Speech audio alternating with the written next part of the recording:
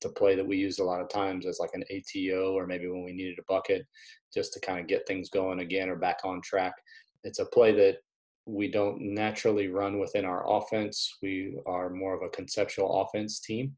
But like I said, this was something that we were able to just kind of call to get us a bucket. And it was really surprising the amount of times that we ran it and that it was available for teams to scout, and we still had success with it.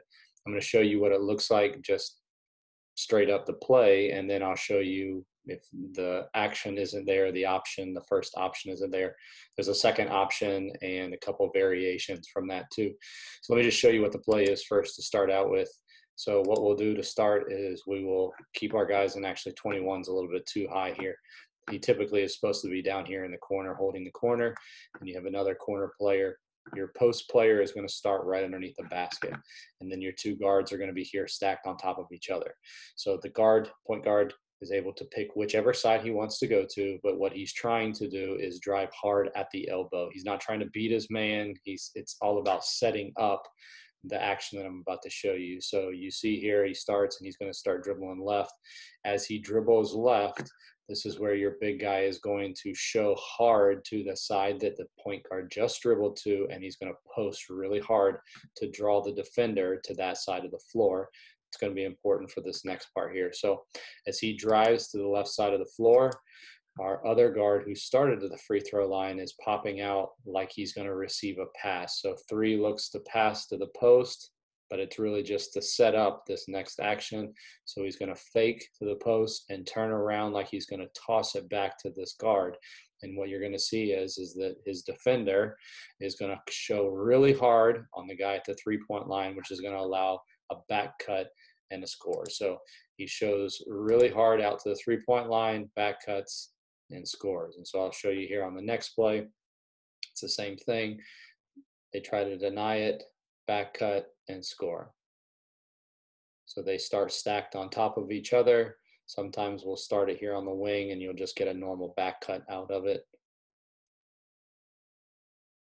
I would really suggest, though, if you can, to start it where they're stacked on top of each other, but if the defense doesn't allow you to get, they push you to one side and go ahead and move. So here it is against a team that we played, and it actually worked a couple times against them. So you see them score on it. We call eyes. This is a variation out of it. So you can see on this action, they know they got beat on it last time, so this guy's going to sag back, but that's fine. We're going to go ahead and cut, and by cutting hard, you're going to see that the weak side defender, like we teach in any defense, he's going to step over to help, and what that actually allows is we have a shooter here on this far side, and the shooter, in this case for us, shot approximately 40 to 42% from the three-point line this year. So he's just hanging out there. You still make the cut to the basket. You see the help defender steps over, and that leaves our best three-point shooter wide open. That's a really long closeout. I will say this one thing that you can do. So if that guy stays home, so we're going to run it again on this team. And probably what's going to happen is that first defender is going to sag. And because this guy's already gotten beat on it once, he's going to be out here trying to deny this guy. So we're going to actually run him up the line just about 2 steps.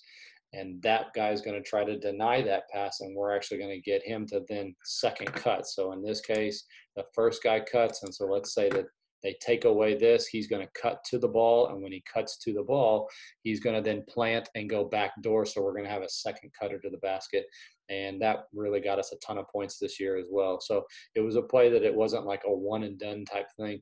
We were able to get that second cutter, the second action there, that would get us a wide open bucket. I'll show it to you from this side of the floor.